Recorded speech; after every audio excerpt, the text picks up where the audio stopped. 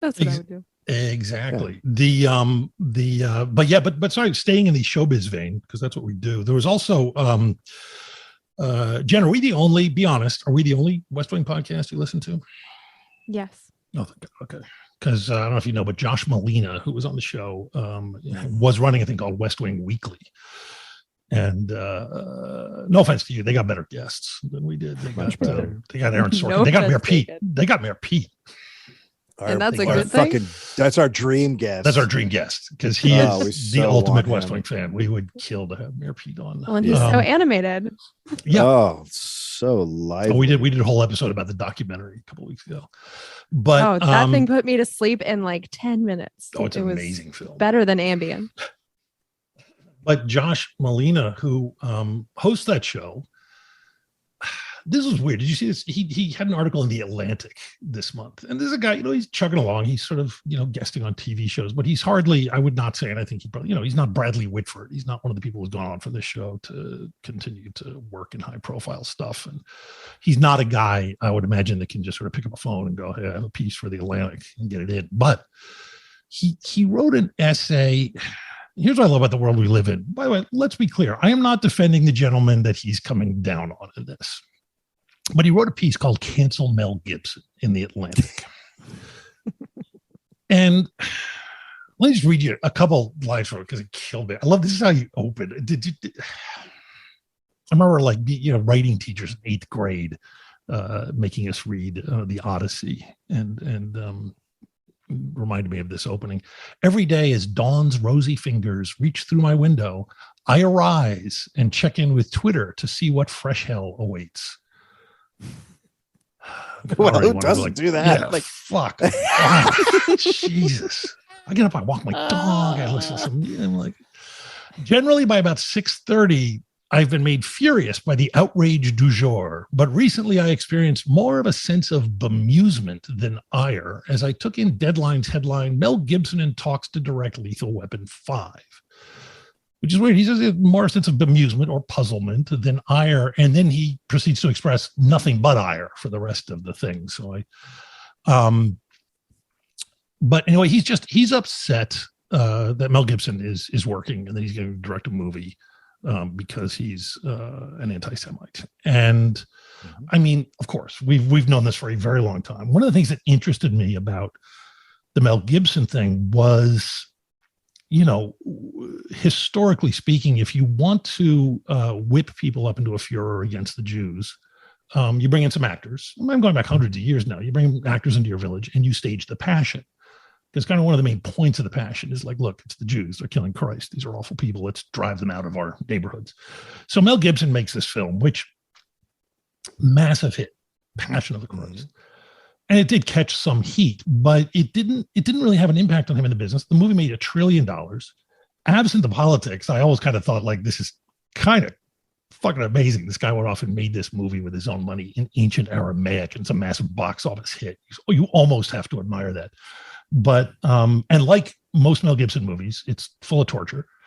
But it's this huge hit. And Hollywood's like, cool, great, big hit. And there are people like, say, me going, it's insanely anti-Semitic. He's made this movie that's preaching this thing to millions of people all over the world. Then he gets drunk and says some stupid shit. And now they're fucking angry. And I'm not excusing the stupid shit that he said, but for God's sake, it's like, and I'm not saying I have said anything like that when but this is stupid shit that a guy with drinking problems said. And clearly he's got some problems. You've never called anyone sugar tits? Really? Not yet. But a problem. But like, this is just bad. I mean, God, is there any way to discuss this without? You know what I mean? Yeah, it's exactly. So backwards. Like, get mad about the movie because this was far more influential than him getting shit-faced at Moon Shadows. Exactly. Thank you for clarifying my point. And it just seems, the guy struggles to work. And I'll tell you this, and this is where it gets complicated with Mel. There's two issues. One is, of course, his father is this crazy right-wing minister, and there's all kinds of issues there. And as much as I despise Mel's political and religious views, I remember watching him on TV years ago, And some interviewer is asking him to basically denounce his father on national TV. And you're like, get the fuck out of here. That's his dad. God. You can't. Only I do that. That's insane. And by the way, I guarantee you that the people who wanted to denounce his father are also the same people who think that what Chris Cuomo did last week is perfectly fine because it's his brother. Mm-hmm. And they're like, how? And you're like, oh God, they kept doing things that were. And I'll also cop to, like, I have met with Mel on things, and he's a huge movie junkie, and he is easily one of the most charming human beings you'll ever meet. And I think there is a very tortured soul there. None of that is to defend that, but you understand why he's managed to sort of keep a toehold in the industry, because a lot of people have worked with him a long time. They understood his weird views. He's personally lovely to them. And you know, his views come from real torture, real personal pain. And not that excuses any of it, but it also kind of people go, and he's made them a lot of money. So it's like, he's always going to have, you know, they're never going to get rid of him. And who knows, maybe he gets directly to Weapon 5, maybe he doesn't. But the notion that in 2021, it is a bold statement. Oh my God. To come out and denounce Mel Gibson for being an anti-Semite. But there's one. I mean, all of that was a really long time ago. Yeah. Like, was it even in this millennium? I feel like it was the 90s. Okay. No, it was this millennium because Passion of the Christ was early aughties. He did his penance for like 5 years and wasn't in anything, and then slowly came back, and now he's getting more roles again. I mean, that's kind of how it played. But here's the best part, because he cannot resist. He's still West Wing brain, this guy. He writes the article, most maddening and confusing is that the anti-racist progressive left often seems to tolerate and at times produce anti-Semitism.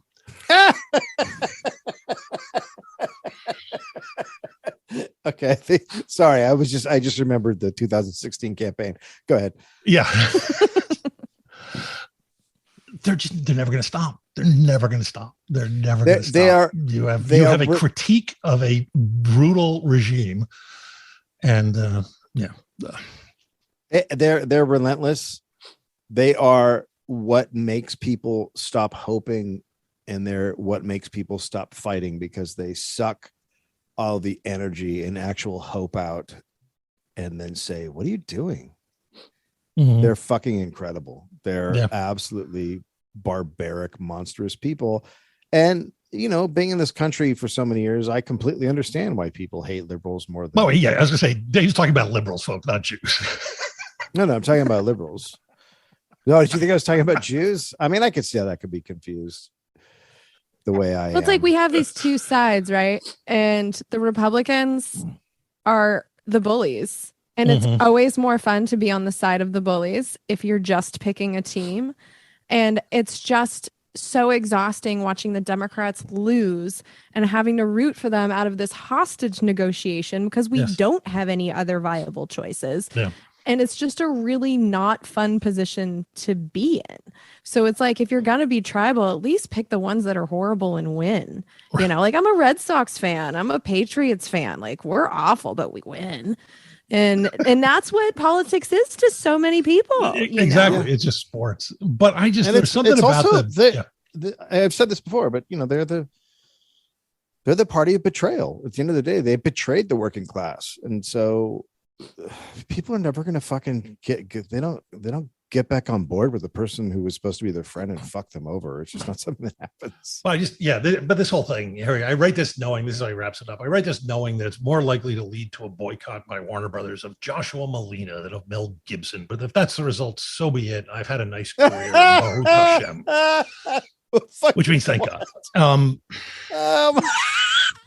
It's the ultimate in just vapid, empty posturing. It's literally like, there are so many people I can think of. It's like, I can't name any of them because I'm not going to do this, but there's so many people he could have called out who actually have power in the industry, real power in the industry, who are genuinely horrible people that we all know are horrible people, that are, say, you know, the primary beneficiaries of criminal cults, for instance. And you could call them out, but that actually would have an impact on his career. So he's going to just let all the good people out there know that he is a proud warrior by Jesus Christ. Well, has he ever gone? By the way, I'm going to say right now, for the record, I refuse to ever work with Roman Polanski. Bold stance. Thank you very much. So let's see. I have him on. Wait, he couldn't have been on Ellen DeGeneres 3 weeks ago, could he have? Oh, Well, it says He's it can't great. be. It can't be. But look, I mean, if you she's really only want pals with George W. Bush. if you really want to go after someone right now, like who makes people miserable in Hollywood, fucking Ellen DeGeneres, ever just sits on the sideline. Well, that absolute fucking monster, like unparalleled fucking monster, just stays on fucking TV and keeps doing her. I thought she was thing. leaving. I thought that had. Yeah, but she should have leaving. She should be gone. Well, yeah. There are people who are right now have a lot of power and are successful and doing things that you could actually go after, or fucking Mel Gibson, Right. Yeah. Whatever.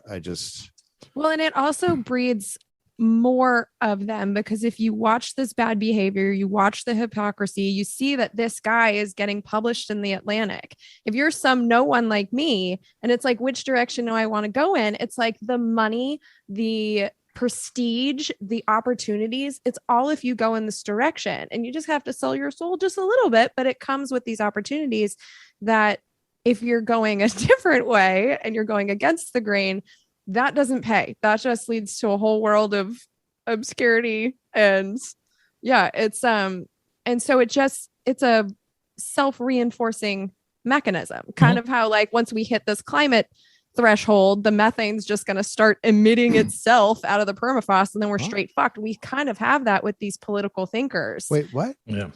Is that You a need thing? to. Is this a new concept? Wait, what? Dave's not up on that stuff. But yeah, it's also just that thing of like, God, what do you need?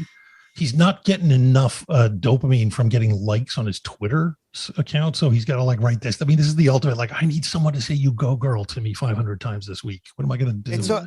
It's a really bizarre thing to jump on right now, and honestly, what his career is. I mean, it's very